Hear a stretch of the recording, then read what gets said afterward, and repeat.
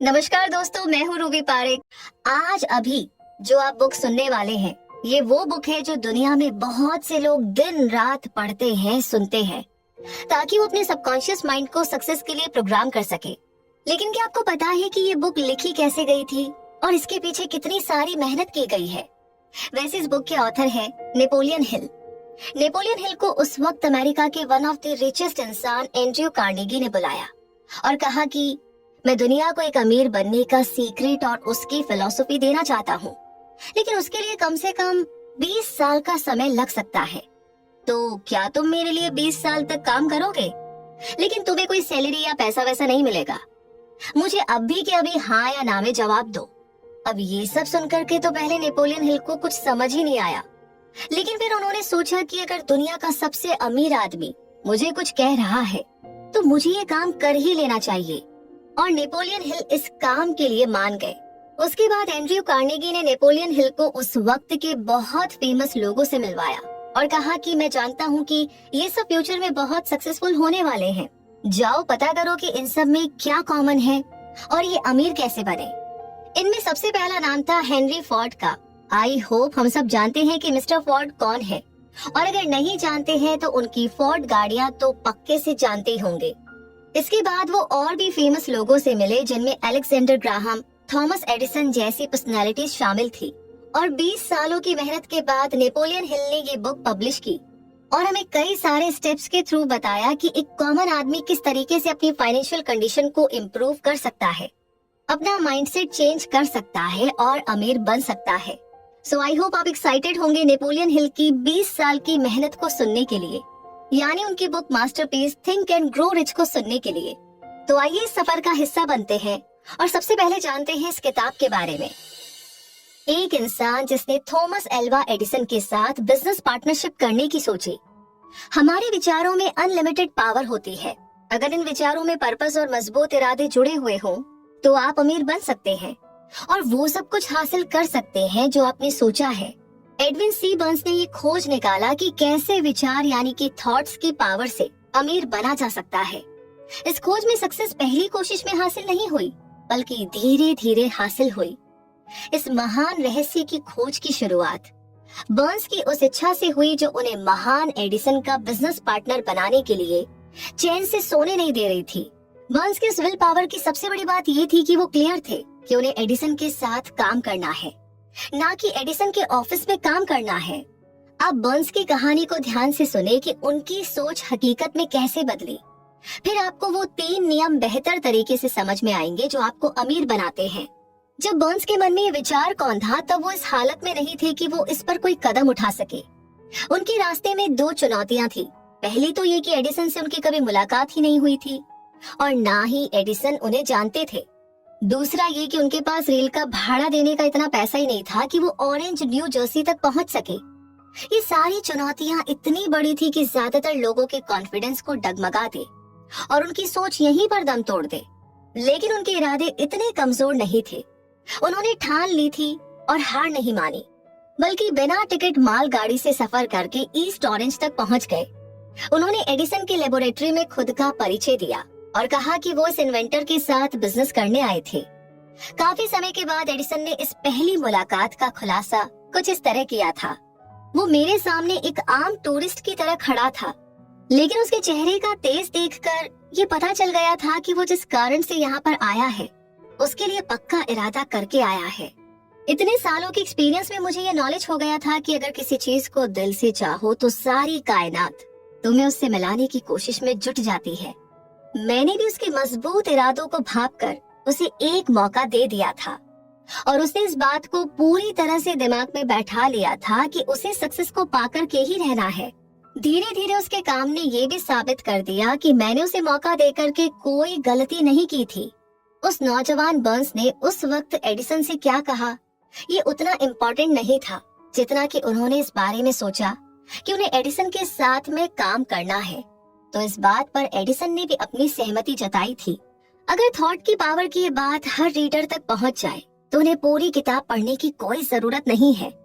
Burns अपने पहले ही interview के बाद एडिसन के बिजनेस पार्टनर नहीं बन गए थे, बल्कि उन्हें एडिसन के ऑफिस में बहुत ही कम सैलरी में काम करने का मौका दिया गया था। ये काम ऐसा था जो एडिसन के लिए ज्यादा काम का नहीं था, पर बर्न्स के लिए तो बहुत ही इम्पोर्टेंट था। इस मौके ने बर्न्स को अपने होने वाले पार्टनर को अपनी बिजनेस स्किल दिखाने का मौका दिया था। उनके होने वाले पार्टनर वहां पर उनके काम को परख सकते थे। कई महीने बीत चुके थे, पर ऐसा कुछ भी खास नहीं हो रहा था जिससे बर्न्स अपने उस गोल तक पहुंच सके जो उन्होंने अपने दिलो दिमाग में संजो रखा था। पर उनके मन में कुछ ना कुछ ऐसा चल रहा था जिसका रिजल्ट बाद में निकला। पर तब तक वो सबकॉन्शियसली एडिसन के बिजनेस पार्टनर बनने के अपने विचार पर और भी जोर देकर सोचने लगे थे। साइकोलॉजिस्ट ने ये सही कहा है कि जब भी कोई विचार दिमाग पर हावी हो जाए तो वो हकीकत में आपके सामने आ जाता है। बर्न्स पूरी तरह एडिसन के साथ काम करने के लिए तैयार थे और वो तब तक अड़िग खड़े रहे जब तक उन्होंने वो हासिल नहीं कर लिया जिसे वो इतने समय से खोज रहे थे। उन्होंने कभी भी इस बात पर विचार नहीं किया कि इतना परेशान होने की क्या जरूरत है, कुछ नहीं तो चलो सेल्समैन की जॉब आसानी से मिल जाएगी। बल्कि उन्होंने ये विचार किया कि मैं यहाँ पर एडिसन के साथ बिजनेस करने के लिए आया हूँ। मैं तब तक पीछे नहीं हटूंगा जब तक मैं इस मकसद में जीत नहीं जाता, चाहे बची हुई सारी जिंदगी यहीं पर गुजारनी पड़े। ये सच है कि अगर आप एक पर्पस को लेकर के पूरी जिंदगी जीते हैं तो आप एक अलग ही कहानी लिख सकते हैं।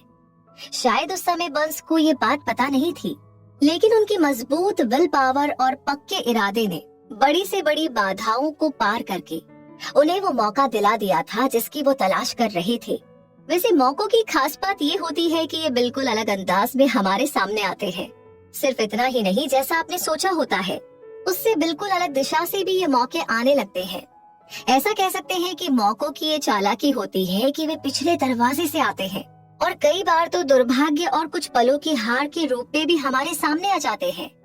शायद यही कारण है कि ज्यादातर लोग इन मौकों को पहचानने में चूक जाते हैं। उस समय एडिसन ने एक नई डिवाइस खोजी थी जिसका नाम एडिसन डिस्टार्टिंग मशीन था।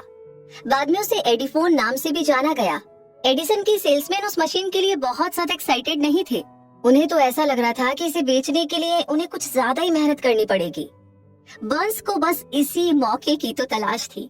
उन्होंने इस मौके का जमकर फायदा उठाया और तुरंत उस मशीन को बेचने की अपनी इच्छा जाहिर की। ये वो मशीन थी जिसके लिए दुनिया में सिर्फ दो ही लोग एक्साइटेड थे, एक तो बर्न्स और दूसरा उस मशीन को बनाने वाला। उन्होंने इतने बेहतरीन तरीके से इस मशीन को बेचा कि एडिसन ने बर्न्स को उस मशीन को पूरे देश के मार्केट में डिलीवर करने का कॉन्ट्रैक्ट ही दे दिया। इस बिजनेस की सक्सेस ने इसे एक नया स्लोगन दे दिया, made by Edison and installed by Burns, यानी कि एडिसन ने बनाया और बर्न्स ने लगाया। ये बिजनेस डील इतनी सक्सेसफुल हुई कि इसने बर्न्स को बहुत अमीर बना दिया, पर इससे ज्यादा उन्होंने ये साबित कर दिया कि अगर आप ठान ले तो आप भी अमीर बन सकते हैं। असल में बर्न्स ने कितना पैसा कमाया इसकी सही जानकारी तो नहीं है, पर यह अनुमान है कि उस समय उन्होंने 20 से 30 लाख डॉलर कमाए थे। जो भी ये अमाउंट रहा हो, ये उस नॉलेज के सामने फीकी पड़ जाती है जिन रूल्स की मदद से, जिन नियमों की मदद से बर्न्स ने वो हासिल किया था जो वो असल में चाहते थे। बर्न्स ने तब ये सोच लिया था कि उन्हें एडिसन के साथ पार्टनरशिप करनी है, जब उनके पास इसकी शुरुआत करने के लिए कुछ भी नहीं था सिवाय इसके कि वो इस थॉट को और मजबूती के साथ सोचे और इस पर पूरे इरादे के साथ अमल करे जब तक कि वो उसे हासिल न कर ले। उनके पास बिल्कुल भी पैसा नहीं था, वो ज्यादा पढ़े लिखे भी नहीं थे, यहाँ तक कि उनके पास कोई पावर भी नहीं थी, पर उनके पास हिम्मत थी, विश्वास था और विल पावर थी कि वो जीत सकते हैं। इन सभी ताकतों के साथ वो उस महान इन्वेंटर का दाया हाथ बन बैठे। तो आइए अब उस इंसान की कहानी के बारे में जानते हैं जिनके पास अमीर बनने के कई सारे मौके थे, पर उन्होंने अपने गोल से सिर्फ 3 फीट की दूरी पर काम करना बंद कर दिया। थोड़ी हार के कारण कोशिश करना छोड़ देना फेलियर का सबसे आम कारण होता है। हर किसी को कभी न कभी इस गलती का एहसास जरूर से होता है। आर्यू डर्बी, जो कि बाद में देश के सक्सेसफुल इंश्योरेंस एजेंट बने, वो अपने अंकल की कहानी बताते हैं कि उस समय लोग सोने यानी कि गोल्ड के पीछे पागल थे। तब उनके अंकल पर भी औरों की तरह सोने का भूत सवार हो गया था और वो वेस्ट की तरफ सोना खोजने और अमीर बनने के लिए निकल पड़े। शायद उन्होंने कभी ये सुना ही नहीं था कि हमारा दिमाग सोने का सबसे बड़ा मैन्युफैक्चरर है, ना कि जमीन। वो खुदाई करने के लिए निकल पड़े। बेशक ये काम बहुत मुश्किल था, लेकिन वो ठान कर गए थे। कई हफ्तों की मजदूरी के बाद उन्हें एक चमचमाता हुआ मेटल दिखाई दिया। उन्हें इस मेटल को बाहर निकालने के लिए मशीन की जरूरत पड़ी, जिसके लिए वो तुरंत अपने घर विलियम्सबर्ग मैरीलैंड वापस आ गए। अपने रिश्तेदारों और पड़ोसियों को इस कामयाबी के बारे में बताया। उनकी बातों ने सबको मंत्र मुग्ध कर दिया था और सभी ने मिलकर के पैसा इकट्ठा किया और उस मशीन को खरीदकर उसी खान में भेज दिया। डर्बी और उसके अंकल फिर से उसी खान में काम करने पहुंच गए। जब उस चमचमाती मेटल के पहले बैच को गलाने और उसे प्योर करने के लिए भेजा गया, तो उसका रिजल्ट देखकर उन्हें इस बात का विश्वास हो गया कि कोलोराडो की सबसे बड़ी खान उनके पास ही है। उनकी उम्मीदें तूफान की तरह दिन ब दिन बढ़ती ही जा रही थी। तभी अचानक कुछ ऐसा हुआ कि उस सोने की खान से सोना गायब ही हो गया। वे दुखी और निराशा के चरम पर पहुंच गए। उन्हें उस खान में कहीं सोना दिखा ही नहीं। उन्होंने सोने के सिरे यानी कि उसकी टिप को ढूंढने की बहुत कोशिश की, लेकिन उनके हाथ कुछ नहीं लगा और अंत में उन्होंने उस मशीन को बेच देने का फैसला ले लिया। वो एक कबाड़ी को कुछ $100 में उस मशीन को बेचकर घर वापस आ गए। आपने सुना होगा कि कुछ कबाड़ी सच में बेवकूफ होते हैं, पर वो आदमी उनमें से नहीं था। उसने दिमाग लगाया और एक माइनिंग इंजीनियर को वो खान दिखाने के लिए बुलाया। उसने ये देख करके अनुमान लगाया कि सोने का सिरा सिर्फ 3 फीट नीचे पाया जा सकता है, जहाँ पर डर्बी और उसके अंकल ने खुदाई रोक दी थी। और हकीकत में हुआ भी वही। वो कबाड़ी उस खान से निकले मेटल की वजह से करोड़पति बन गया था, क्योंकि वो जानता था कि किसी काम को छोड़ने के पहले किसी एक्सपर्ट की राय लेना जरूरी होता है। उस मशीन को खरीदने के लिए रिश्तेदारों और पड़ोसियों से पैसा लिया गया था, जिसका पेमेंट डर्बी ने किया था, क्योंकि उन लोगों को उस नौजवान पर विश्वास था। डर्बी को उस मशीन का पैसा चुकाने में कई साल लग गए। इतना नुकसान होने के बाद वो इस गेम से तब निकल पाए जब वो एक इंश्योरेंस कंपनी में एजेंट बने और उन्हें पता लगा कि थॉट की पावर के दम पर सोना बनाया जा सकता है। वो उस घटना को भूले नहीं थे जिसने उनकी जिंदगी बदल दी। उन्होंने असीम दौलत हासिल करने से सिर्फ 3 फीट की दूरी पर कोशिश करना छोड़ दिया था। डर्बी को उस एक्सपीरियंस से बहुत फायदा हुआ। उन्हें पता चल गया था कि किसी की ना का मतलब ना ही हो, ये जरूरी नहीं है। उन्होंने अपने काम को बीच में छोड़ने की आदत को हमेशा हमेशा के लिए छोड़ दिया और ये तय कर लिया कि उन्हें कोशिश तब तक करनी है जब तक सोना ना मिल जाए, यानी जब तक इंसान हाँ ना कह दे। सक्सेस का रास्ता कुछ पलों के फेलियर से होकर गुजरता है। ज्यादातर लोग काम को बीच में ही एक फेलियर के बाद छोड़ देते हैं। उन्हें पता होना चाहिए कि फेलियर सिर्फ कुछ देर का इंतजार है, हार नहीं। अमेरिका के लगभग 500 सक्सेसफुल लोगों ने यह स्वीकार किया है कि उन्हें सक्सेस तब मिली जब हार उनके बिल्कुल करीब थी। तो फेलियर इस मामले में बहुत ही चालाक होती है। वो लोगों के मन को भटकाने के लिए अक्सर तभी आती है जब सक्सेस बहुत ही करीब होती है। हार्ड नॉक्स यूनिवर्सिटी से डिग्री लेने के कुछ दिनों के बाद मिस्टर डर्बी ने इंश्योरेंस एजेंट के रूप में काम करना शुरू कर दिया, क्योंकि उन्हें सोने की खान वाले किस्से से ये पता लग गया था कि जरूरी नहीं कि ना का मतलब ना ही हो। एक दोपहर वो अपने अंकल के गेहूं पीसने वाली पुरानी मशीन मिल में बैठे हुए थे। उनके अंकल के पास बहुत जमीन थी, जिसके आसपास उन खेतों में काम करने वाले मजदूर रहा करते थे। डर्बी को बैठे हुए कुछ ही देर हुई थी कि तभी धीरे से दरवाजा खुला और एक मजदूर की छोटी सी बच्ची अंदर घुस आई और दरवाजे के ठीक बगल में खड़ी हो गई। अंकल ने उसकी ओर देखा और बड़ी तेजी से गुर्राते हुए बोले, तुझे क्या चाहिए? उस बच्ची ने बड़ी मासूमियत से जवाब दिया, मेरी मम्मी ने अपने 50 सेंट मंगाए हैं, मैं नहीं दूंगा। अंकल ने चिल्लाते हुए कहा, दफा हो जाओ यहाँ से। तो उस लड़की ने जवाब दिया, ठीक है, और वो कहीं नहीं गई। फिर अंकल अपने काम पर लग गए और काम में इतना मसरूफ हो गए कि उन्हें पता ही नहीं चला कि वो लड़की अभी भी खड़ी थी। कुछ देर के बाद जब उन्होंने पलटकर देखा तो उस बच्ची को खड़ा पाया। वो फिर से चिल्लाए, जाती हो यहाँ से या फिर मैं भगाऊं? उस लड़की ने फिर से यही जवाब दिया, ठीक है, पर उस जगह से हिली तक नहीं। अंकल अनाज की बोरी को मील में डालने जा रहे थे, पर उन्होंने उसे रखकर एक लोहे का डंडा उठाया और ऐसा भयानक चेहरा बनाकर चल दिए जैसे उसे आज मार ही डालेंगे। डर्बी की सांसें रुक गई। उन्हें ऐसा महसूस हुआ जैसे वो आज अपने सामने एक बच्ची की हत्या देखने जा रहे थे। उन्हें पता था कि उनके अंकल बड़े गुस्सैल और निर्दयी आदमी है। जैसे अंकल उस बच्ची के नजदीक पहुंचे, वो लड़की अपनी जगह से एक कदम आगे बढ़ आई और अंकल की नजरों से नजर मिलाते हुए हिम्मत करके बोली, वो पैसे मेरी मम्मी के हैं, उन्हें दे दीजिए। अंकल वहीं रुक गए।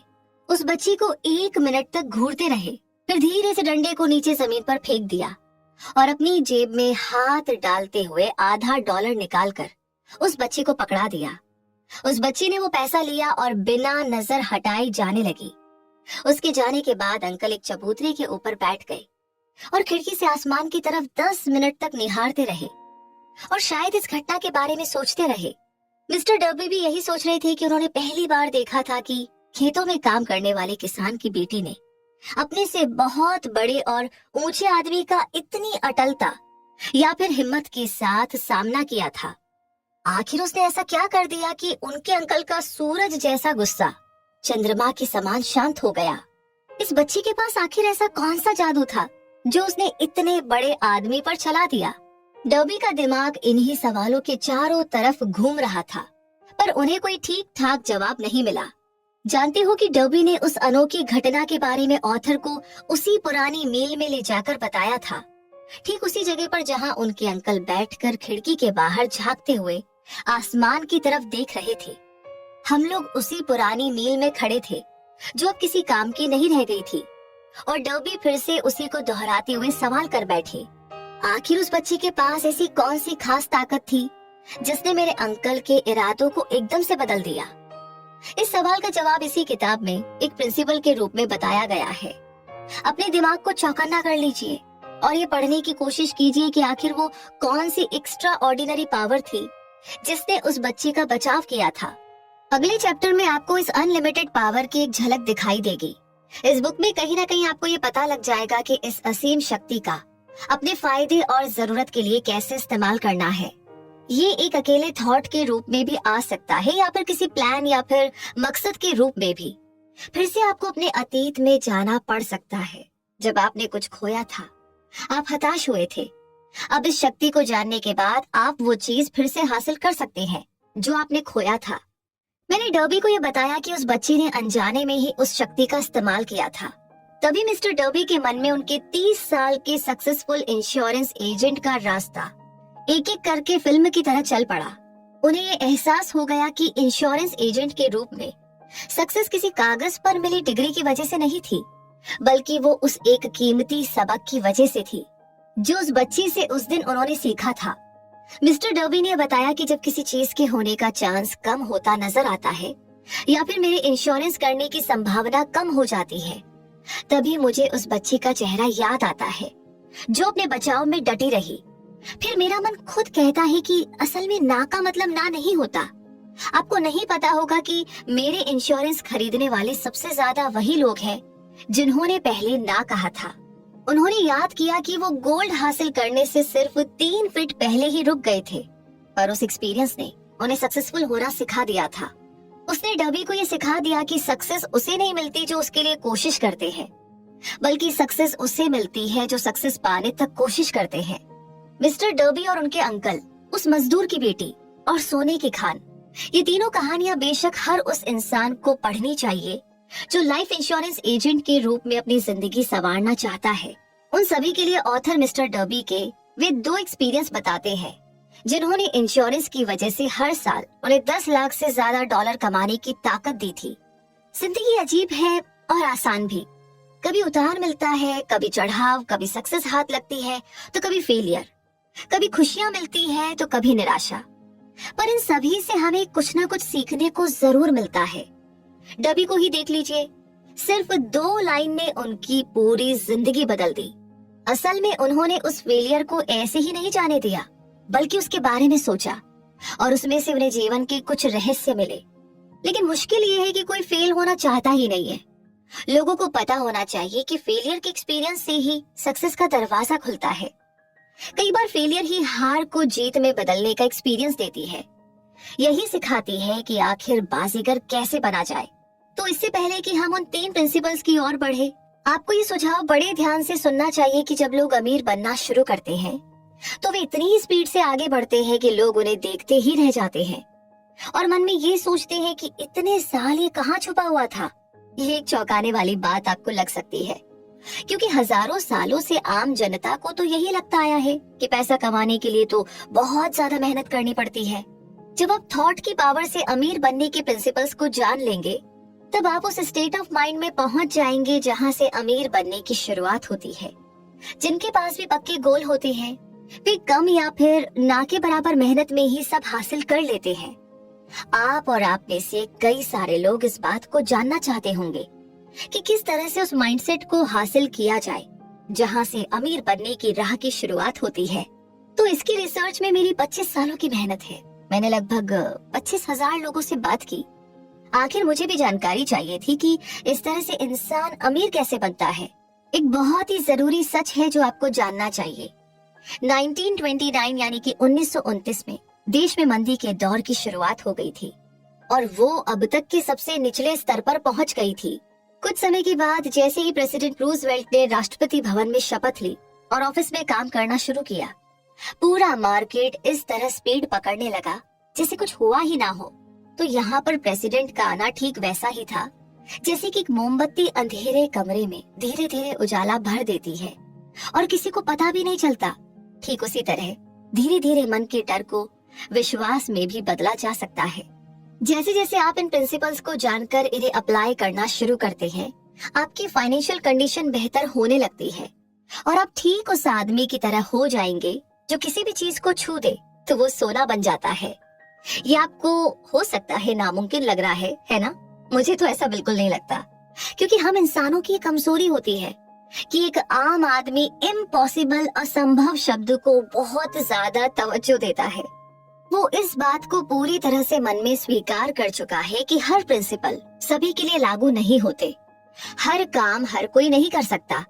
ये बुक उन लोगों को जरूर से सक्सेसफुल बनाएगी जो इन रूल्स पर, जो इन नियमों पर अपनी जिंदगी और अपना सब कुछ दांव पर लगाने के लिए तैयार है।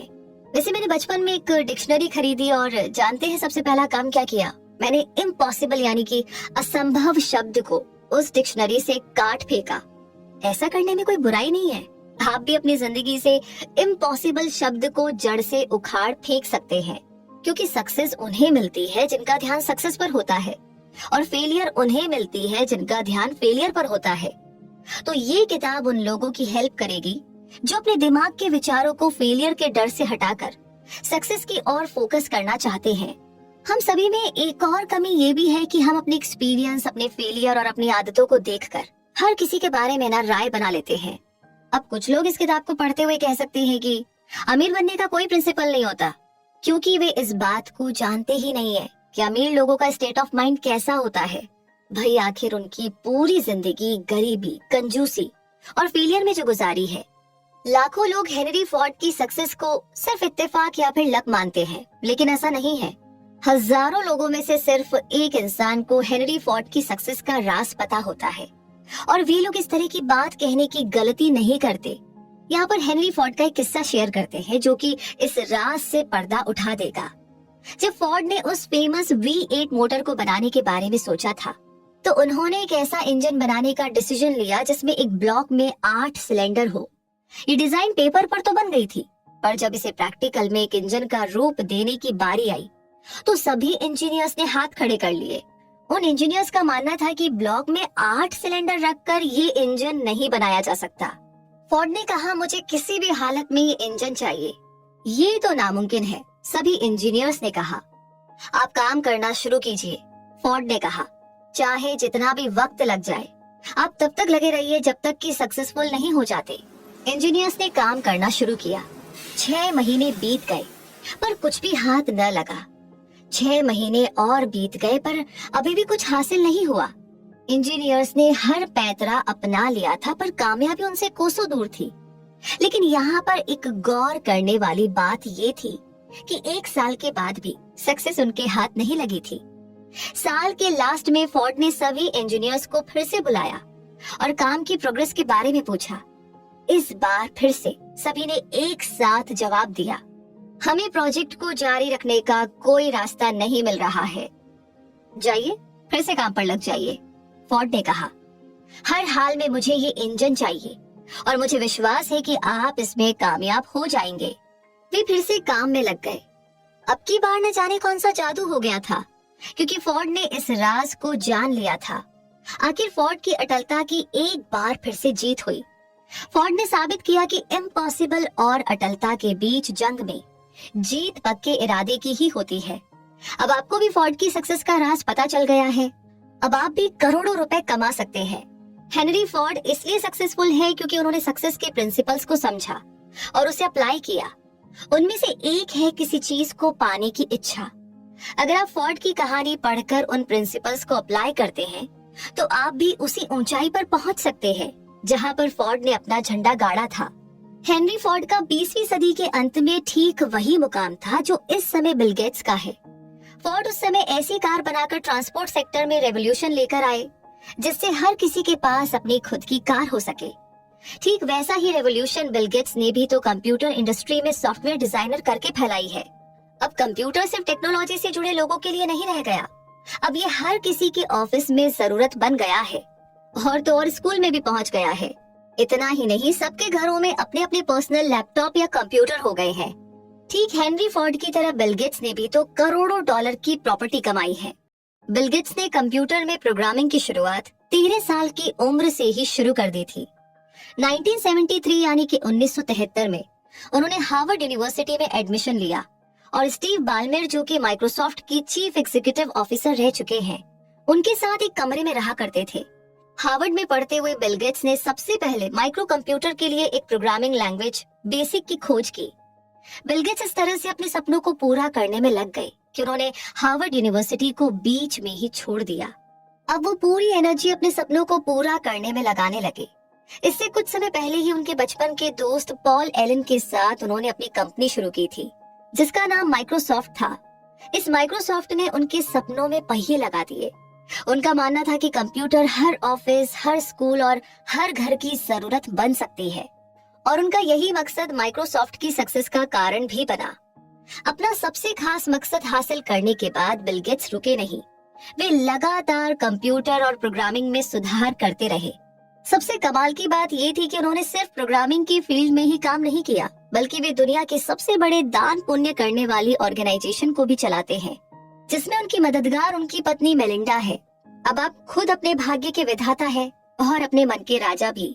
जब अंग्रेजी कवि W.C. हेनले ने लिखा था, मैं ही अपने भाग्य का विधाता हूँ और अपने मन का राजा, तो उन्हें उसी वक्त हमें ये कहकर बताना चाहिए था कि हम ही अपनी किस्मत बनाते हैं और अपने मन का लीडर बनकर उसे कंट्रोल करते हैं, क्योंकि हमारे पास ऐसी पावर है जिससे हम अपने विचारों पर काबू पा सकते हैं। उन्हें ये भी बताना चाहिए था कि ये आकाश, धरती, चांद और इस धरती में रह रहे जानवर या फिर चल रहे लोग, सभी चीजें एनर्जी हैं जो सबसे बड़ी एनर्जी फील्ड से बंधी हुई है, जिसे हम असीम शक्ति यानी अनलिमिटेड पावर कह सकते हैं।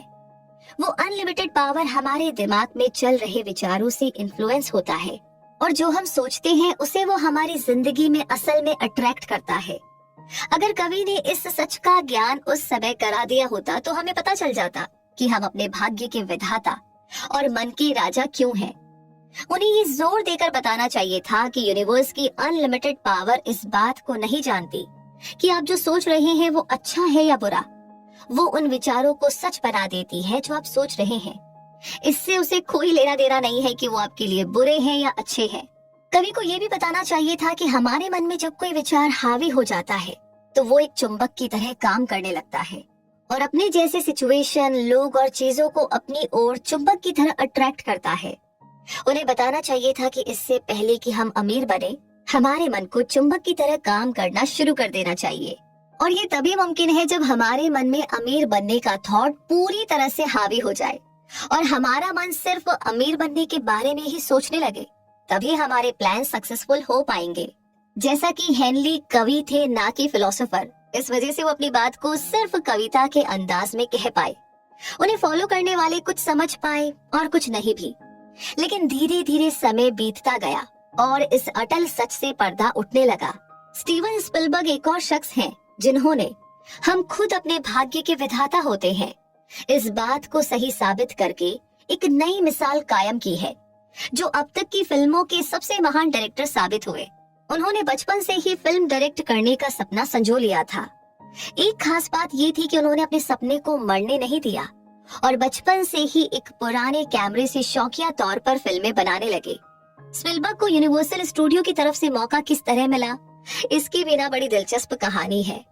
एक गाड़ी में बैठाकर गेस्ट को पूरा यूनिवर्सल स्टूडियो घुमाया जाता था।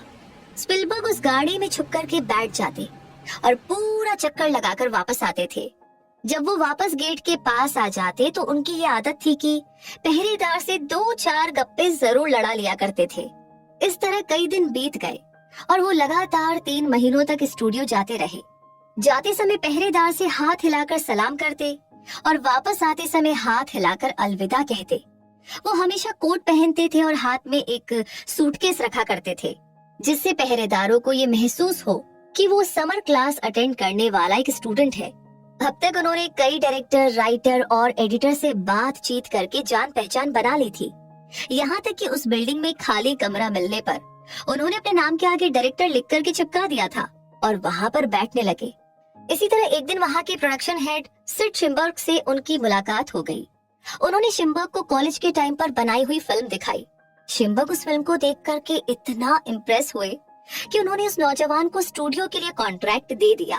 और उनकी पहली फिल्म द शुगरलैंड एक्सप्रेस ने बॉक्स ऑफिस पर ज्यादा अच्छा बिजनेस तो नहीं किया, पर इसे क्रिटिक्स का बहुत प्यार मिला। यहाँ तक कि कांस फिल्म फेस्टिवल में इस फिल्म को कई सारे अवार्ड भी मिले। उन्हें सबसे बड़ा ब्रेक तब मिला जब कहीं से उन्हें जॉज बुक मिली। स्टूडियो उस पर फिल्म बनाने के लिए तैयार थी और उसके लिए उन्हें एक बेहतरीन डायरेक्टर भी मिल गया था। स्पिलबर्ग इस फिल्म को खुद बनाना चाहते थे, जबकि उनकी पिछली फिल्म द शुगरलैंड एक्सप्रेस ने कोई खास बिजनेस नहीं किया था। उनका कॉन्फिडेंस बिल्कुल भी नहीं डगमगाया। उन्होंने प्रोड्यूसर्स के सामने अपनी बात रखी और उस डायरेक्टर को हटा करके उन्हें फिल्म देने की मांग कर दी। वैसे ये कोई आसान काम तो नहीं था। उन्हें शुरू से ही मुश्किलों का सामना करना पड़ा। प्रोडक्शन तंगी के दौर से गुजर ही रहा था। खैर, जब 1975 यानी कि 1975 में जॉज फिल्म रिलीज हुई तो उसे डबल सक्सेस मिली। उसने बॉक्स ऑफिस के सारे रिकॉर्ड तोड़ डाले और क्रिटिक्स ने भी उसकी बहुत तारीफ की। रिलीज होने के 1 महीने के अंदर ही इस फिल्म ने बॉक्स ऑफिस पर $40 करोड़ की कमाई कर डाली थी, जो कि उस समय की सबसे ज्यादा कमाई करने वाली फिल्म बन गई। उसके बाद स्पिलबर्ग ने कई सारी फिल्में डायरेक्ट की, जिनमें Indiana John series, the colour purple, जिसे अवार्ड भी दिया गया था, और एम्पायर ऑफ द सन भी शामिल है। कुछ समय के बाद स्पिलबर्ग ने जुरासिक पार्क नाम की फिल्म डायरेक्ट की, जो कि उस समय के इतिहास की सबसे सक्सेसफुल फिल्म थी। ये स्पिलबर्ग की तीसरी फिल्म थी जिसने सारे रिकॉर्ड तोड़ डाले। इसने करोड़ों डॉलर की कमाई की और स्पिलबर्ग यहीं पर नहीं रुके। वो अपने सपनों को लगातार पूरा करने की तरफ आगे बढ़ते गए। उन्होंने हॉलीवुड के 2 बड़े लोगों के साथ मिलकर के अपना एक प्रोडक्शन हाउस खोल लिया, जिसका नाम ड्रीम वर्क्स था। तो ये थी स्पिलबर्ग की कहानी। और अब हम सबसे पहले प्रिंसिपल को पढ़ने की ओर आगे बढ़ रहे हैं। अपना दिमाग खुला रखिए। आपको बता देते हैं कि ये प्रिंसिपल किसी एक इंसान की जिंदगी से नहीं बनाए गए हैं, बल्कि 500 ऐसे अमीरों के एक्सपीरियंस से बनाए गए हैं जो गरीबी में पले बढ़े और जिन्हें ज्यादा पढ़ने का मौका भी नहीं मिल पाया था, और फिर भी उन्होंने दुनिया में अपना परचम फहराया। तो आगे जिस नियम की हम बात करेंगे वो बहुत मुश्किल नहीं है, बहुत आसान है। हमें यकीन है कि आप इसे अप्लाई कर सकते हैं। इससे पहले कि हम अगले चैप्टर की तरफ बढ़े, मैं आपको बताना चाहूंगी कि इसमें 2 ऐसे लोगों की जिंदगियों की कहानियां हैं जिन्होंने अपनी जिंदगी में बड़े कमाल के चेंजेस किए थे। तो यहाँ पर ऑथर बताना चाहते हैं कि ये दोनों ही लोग उनके काफी करीब हैं। एक उनका करीबी दोस्त है जिसे वो 25 सालों से जानते हैं, और दूसरा उनका बेटा है। इन 2 लोगों की आश्चर्यचकित कर देने वाली सक्सेस के बारे में अगले चैप्टर में बताए गए प्रिंसिपल का बड़ा योगदान रहा है। और इस चैप्टर में हम बात करेंगे विल पावर की। सक्सेस की ओर पहला कदम, अमीर बनने की ओर पहला कदम। जब एडविन सी बर्न्स उस ऑरेंज न्यू जर्सी में मालगाड़ी से उतरे तो उनके दिमाग में बिल्कुल भी नहीं आया कि वो सिर्फ एक गेस्ट है, बल्कि वो एक राजा की तरह महसूस कर रहे थे। तब उन्होंने थॉमस एल्वा एडिसन के ऑफिस की ओर रुख किया तो उनका मन काम पर लग गया था। उन्होंने मन ही मन खुद को एडिसन के सामने खड़ा पाया। उन्होंने देखा कि एडिसन उन्हें जिंदगी भर का जुनून और इच्छा पूरा करने के लिए अपने साथ काम करने का मौका दे रहे हैं। बर्न्स की इच्छा सिर्फ एक उम्मीद नहीं थी, ना ही सिर्फ एक साधारण सी इच्छा थी, बल्कि वो तो इससे भी कहीं ज्यादा थी। ये पैशन था जिसके लिए वो कुछ भी कर गुजरने को तैयार थे। पता है सबसे बड़ी बात क्या थी? उन्होंने मन में ये ठान लिया था कि उन्हें तो ये हासिल करना ही है। उनका मकसद बहुत अटल था। जब वो एडिसन से मिले तो ये इच्छा बर्न्स के लिए नई नहीं थी, बल्कि ये उनके मन में लंबे समय से सबसे ज्यादा हावी रहने वाली इच्छा बन गई थी। हो सकता है कि शुरुआत में ये इच्छा सिर्फ एक इच्छा ही रही हो, पर जब वो एडिसन के सामने खड़े हुए तो वो सिर्फ एक इच्छा नहीं थी, बल्कि उससे कहीं ज्यादा मजबूत और अटल थी। कुछ सालों के बाद वो फिर से उसी ऑफिस में एडिसन के सामने खड़े हुए जहां वो पहली बार मिले थे। इस बार उनकी इच्छा हकीकत में बदल चुकी थी। वो एडिसन के साथ बिजनेस करने लगे थे। उनके मन में सबसे हावी रहने वाला सपना सच में बदल चुका था। आज जो लोग बर्न्स को जानते हैं और उनसे जलते हैं, वो बस इसलिए कि उन्हें लगता है कि बर्न्स को किस्मत की बदौलत एडिसन के साथ काम करने का मौका मिला था, पर असल में उन लोगों ने बर्न्स को कामयाबी हासिल करने के बाद देखा था। सच कहूं तो उन लोगों ने कभी भी उनके कामयाब होने के कारणों पर गौर ही नहीं किया। एडिसन के ऑफिस में काम करते हुए 5 साल बीतने के बाद भी बर्न्स को सक्सेसफुल होने की कोई भी उम्मीद नहीं दिखाई दे रही थी, और ना ही ऐसा कुछ हुआ था कि जिससे वो एडिसन के साथ बिजनेस में पार्टनर बन सके। हर किसी के लिए वो एडिसन के ऑफिस में काम करने वाले सैकड़ों लोगों में से एक थे, पर वो अपने मन में पहले ही दिन से एडिसन के बिजनेस पार्टनर बन चुके थे। बर्न्स की कहानी के स्ट्रॉन्ग विल पावर का बेहतरीन एग्जाम्पल है। बर्न्स सक्सेसफुल इसलिए हुए क्योंकि उनके मन में इससे बड़ी इच्छा कोई नहीं थी कि उन्हें सिर्फ एडिसन के साथ काम करना है। उन्होंने इसके लिए एक प्लान बनाया और उन्होंने वो सारे रास्ते बंद कर दिए जिनसे वो पीछे पलटकर वापस जा सकी। वो अपनी इच्छा के साथ खड़े रहे जब तक कि उनकी इच्छा मन में हावी ना हो गई और फिर हकीकत में ना बदल गई हो। जब वो पहली बार ऑरेंज यानी एडिसन के ऑफिस में पहुंचे तो उनके मन में इस तरह के ख्याल बिल्कुल नहीं थे कि मैं एडिसन से उनके ऑफिस में काम करने के लिए मौका मांगूंगा, बल्कि उन्होंने तो ये कहा कि उन्हें एडिसन के साथ उनके बिजनेस में पार्टनर बनना है। उन्होंने कभी भी ये नहीं कहा कि मैं कुछ महीने यहाँ पर काम करूंगा, अगर मुझे यहाँ कुछ अच्छे मौके नहीं मिलते हैं तो मैं छोड़कर कोई और जॉब की तलाश करूंगा, बल्कि उन्होंने ये बात रखी कि मैं कहीं से भी शुरुआत करने के लिए तैयार हूँ। मैं आपके लिए सब कुछ करने को तैयार हूँ, जो आप कहेंगे, जब तक कि मुझे आपके साथ बिजनेस करने का मौका नहीं मिल जाता। उन्होंने ये नहीं बोला कि अगर मैं एडिसन की कंपनी में फेल हो जाता हूँ तो मैं दूसरे मौकों की तलाश करूंगा। उन्होंने बोला कि मेरी जिंदगी में एक ही इच्छा है कि मुझे महान थॉमस एल्वा एडिसन के साथ उनके बिजनेस में पार्टनर बनना है। इसलिए मैं पीछे लौटने के सारे रास्ते बंद करके अपने पूरे जीवन को इसे हासिल करने में लगा दूंगा।